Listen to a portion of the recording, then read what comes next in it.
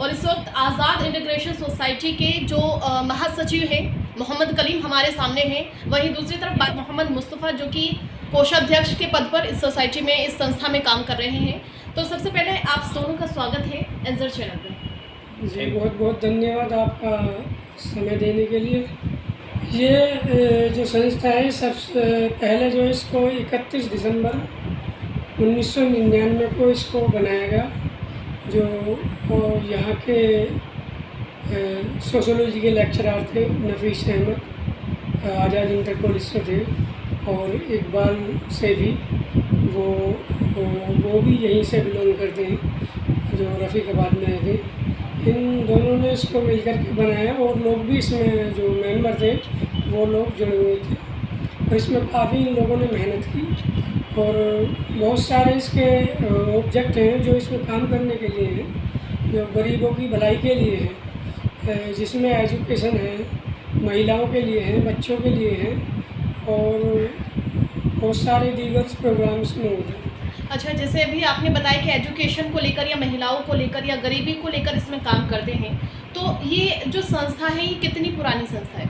ये संस्था लगभग इसको आप लगा लीजिए 20-22 साल पुरानी हो चुकी है, और इसमें काफ़ी पहले टाइम से, काफ़ी पुराने टाइम से काम चल रहा है। इसमें जब से ये बनी है, इसको रजिस्ट्रेशन कराया है, तभी से इसमें काम लगातार जारी है।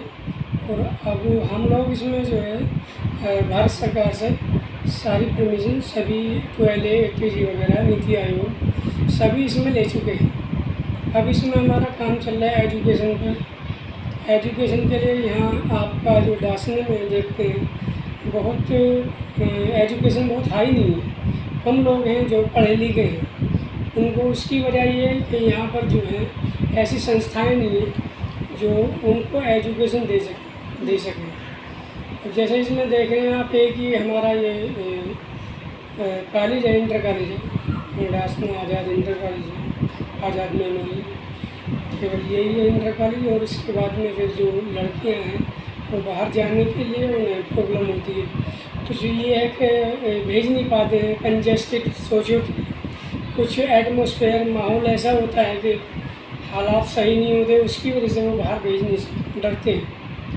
जैसा आजकल देखने को मिल रहा है, जो छेड़छाड़ की घटनाएं लड़कियों के साथ में प्रॉब्लम होती है, उसकी वजह से। तो हम ये चाहते हैं कि यहीं पे ऐसा कोई डिग्री कॉलेज हो जिससे सारी उनको एजुकेशन सभी तरीके की, प्राइमरी से लेकर के और आपका डिग्री में MA BA मेडिकल नर्सिंग सारी जितनी भी कोर्स हैं उनको सभी यहीं पे अवेलेबल हो जाए। हम इसके लिए पूरे प्रयासरत हैं इस सोसाइटी की संस्था की। अच्छा, जिस तरह से आपने इस संस्था के बारे में बताया है, तो NCR के अंदर एक इतनी बड़ी संस्था आप चला रहे हैं और इसके काम भी आप गिना रहे हैं, एजुकेशन को लेकर भी आप इसमें काम कर रहे हैं, लेकिन एजुकेशन से अलग हम थोड़ा सा चलें तो और किन किन मुद्दों पर आप इसमें काम कर रहे हैं? इसके लिए हम जैसे कि आप देखेंगे कि आजकल जो बहुत एटमॉस्फेयर ऐसा चल रहा है कि जो फैमिलीज़ में ऐसे जो झगड़े होते हैं, उसमें आप देखेंगे कि जो बुज़ुर्ग होते हैं उनको बिल्कुल हाशिए पर रख दिए जाते हैं, उनको घर से निकाल दिए जाते हैं, उनको मतलब जो उनकी ज़रूरत है डेली उनकी वो पूरी नहीं हो पाती। तो उसके लिए भी हम काम कर रहे हैं, जैसे कि बुज़ुर्गों के लिए शेल्टर होम वगैरह वो बनाने के लिए। बच्चे होते हैं, जैसे यतीम बच्चे हैं, उनका कोई नहीं होता। आप जैसे कि आप देखेंगे कोरोना काल में काफ़ी देखने को मिला, बहुत सारे बच्चे ऐसे हैं कि उनसे जो माँ बाप का साया उठ गया है, तो उनके लिए हम जो है बच्चों के लिए भी शेल्टर होम वगैरह, उनकी एजुकेशन के लिए भी सब सारा सिस्टम एक ही जगह हम उनको एक ही प्लेटफार्म पे देना चाहते हैं। खाना पीना रहना एजुकेशन भी सभी सारा सिस्टम ये है। और आप जैसे महिलाएं हैं, महिलाओं के लिए भी हम बहुत सारे प्रोग्राम लेकर के आ रहे हैं। महिलाओं के लिए जैसे उनकी जो है सुरक्षा के लिए, उनके प्रोटेक्शन के लिए, जैसे कि उनको जो प्रशिक्षण देने के लिए भी जो मार्शल आर्ट वगैरह या वैसा भी जो सेल्फ डिफेंस में उनको जो है बहुत सारे प्रोग्राम सिखाए जाएंगे उनके लिए। और उनके हेल्थ से रिलेटेड भी बहुत सारे प्रोग्राम हम लेकर के आ रहे हैं, एजुकेशन से रिलेटेड भी लेकर के आ रहे हैं। और उनके लिए जैसे मान लो महिलाएं हैं, गरीब परिवारों से जो बेवाएं हैं, विधवाएं हैं, उन महिलाओं की बेटियां हैं, गरीब हैं, वो लोग शादी वगैरह उनकी वो कर नहीं पाते, उनको फाइनेंशियली प्रॉब्लम आती है, तो उनको सारा हम उनके लिए विवाह के प्रोग्राम वो भी लेकर के आए हैं, उनको कराने के लिए उनकी शादी कराएंगे। देखिए, संस्था के जो कोषाध्यक्ष हैं मोहम्मद मुस्तफ़ा से भी थोड़ी सी बातें कर लेते हैं। तो आपसे ये जानना चाहेंगे कि जिस तरह से एनसीआर में संस्था के से आप काम कर रहे हैं, तो ऐसे और क्या प्रोजेक्ट हैं जो कि आपको लगता है कि अगर उन प्रोजेक्ट पे हम काम करेंगे तो इस क्षेत्र में जागरूकता फैलेगी? जी, हम इस पर काम कर रहे हैं। जैसे महिला के लिए सिलाई सेंटर है, उस पर हम काम कर रहे हैं। और भी बहुत सारे काम हैं महिलाओं के लिए, जो छोटे छोटे कारखाने होते हैं, जैसे कि मोमबत्ती के कारखाने हैं या अगरबत्ती के हैं। इस तरह से हम रोज़गार उनको दिलाने का काम हम करेंगे, हमारी संस्था काम करेगी। मतलब इस क्षेत्र के अंदर जो महिलाएं हैं जो घर से बाहर जाके काम नहीं कर सकती, उनके लिए घर बैठे आप रोजगार देने का काम रोज़गार हम देने की कोशिश करेंगे, उनको दिलाएंगे रोज़गार। और हमारी संस्था इस पर काम कर रही है। बच्चे हमारे यहाँ स्कूल में जाते हैं और यहाँ पर कोचिंग सेंटर भी नहीं है। अगर आप उनको स्कूल के बाद में अगर देखा जाए तो कोचिंग सेंटर एक ऐसी चीज़ है जो उनको मुहैया कराएंगे हम, और उस पर हम काम कर रहे हैं। यहाँ पर बच्चों की पढ़ाई बहुत ही नॉर्मल तरीके से हो रही है, कोई हाई नहीं है, और उसके लिए हम कोचिंग सेंटर का इंतज़ाम कर रहे हैं जो बच्चों के लिए फ्री होगा। बिल्कुल। लोगों को ये नहीं पता कि फ्यूचर के लिए एजुकेशन कितनी ज़रूरी है, तो वहीं अब फ्यूचर का प्लान आप लोगों से जान लेते हैं। संस्था जिस तरह से काम कर रही है वो तो है ही अपने आप में, लेकिन इन फ्यूचर आप इसमें किस तरह का काम करेंगे? फ्यूचर के लिए हमारा जो प्रोग्राम है वो शादी कराने का प्रोग्राम है। हम लगभग 100 कम से कम 100 शादी के लिए हम प्रस्ताव हम लोगों ने पास किया है। सभी मेंबर्स और जो बोर्ड ऑफ डायरेक्टर्स हैं वो लोग शामिल हुए थे। ये पिछले माह जो है 7 जुलाई को हमने इसका प्रस्ताव पास किया है, तो इसके लिए हम प्रयासरत हैं और जल्द से जल्दी 3-4 महीने में इसको हम जो है अचीव करेंगे, कोशिश करने में लगे हुए हैं। अच्छा, मतलब ये आपका एक प्रोग्राम है आगे के लिए कि जो गरीब लड़कियां होती हैं जिनकी आर्थिक व्यवस्था की बातें कर लेते हैं, इतना नहीं हो पाता, माँ बाप नहीं कर पाते, तो मतलब उन गरीब लड़कियों की आप शादी कराने की बात कर रहे हैं। तो ये प्रोग्राम कितना समय लगेगा इसमें भी? इसमें हम लोगों ने इसको टारगेट किया है 3 से 4 माह के बीच में करा लेंगे। अच्छा, इसको करा लेंगे जी। तो 100 लड़कियों का निकाह आप करा रहे हैं। तो इस संस्था में आपसे बात कर लेते हैं, कितने मेंबर जुड़े हुए हैं आपके साथ में? हमारे जो मेंबर्स हैं इसमें जो है जो लगभग जो है 34 मेंबर हैं इसमें हमारे, जो जनरल बॉडी है उसमें, और बोर्ड ऑफ डायरेक्टर में जो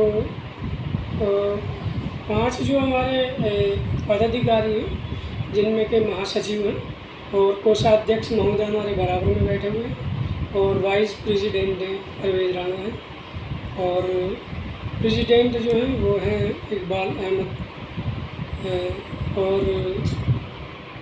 उपाध्यक्ष जो हैं इसमें जो हैं आरिफ सलमान, और इसमें जो है और 8 जो मेंबर्स हैं वो कार्यकारिणी के हैं। कुल मिलाकर के जो है वो 13 मेंबर हमारी जो कार्यकारिणी में, बाकी 34 मेंबर जनरल बॉडी के। अच्छा, जिस तरह से आपने ये जो 100 निकाह करने का प्रोग्राम आपने बनाया है, ये बहुत एक अच्छी पहल है इस क्षेत्र के अंदर, लेकिन ये जानना चाहेंगे क्योंकि प्रोग्राम तो अब से पहले भी हुए हैं। अभी हाजी आरिफ अली चेयरमैन की बातें करें तो 21 लड़कियों का निकाह उन्होंने कराया है, मतलब ये एक आम बात हो चुकी है, लेकिन आम भी नहीं है, एक खास भी है, क्योंकि बहुत से ऐसे परिवार हैं जिनकी हेल्प हो जाती है, मदद हो जाती है। तो आपसे ये जानना चाहेंगे, ये निकाह करने का जो प्लान है आपके दिमाग में कैसा है? ये हम इसको जो है निकाह जो हम कराएंगे, ये हम जो एक सामूहिक तरीके से तो कराएंगे नहीं, जैसे सभी के साथ में जो दिखावा होता है, ज़्यादा दिखावा करने के लिए, शो करने के लिए, वो हमको नहीं कराना। जो हमारा शादी का ये प्रोग्राम है, इसमें जो हम कराने जा रहे हैं, जो निकाह कराएंगे, हमारा इसमें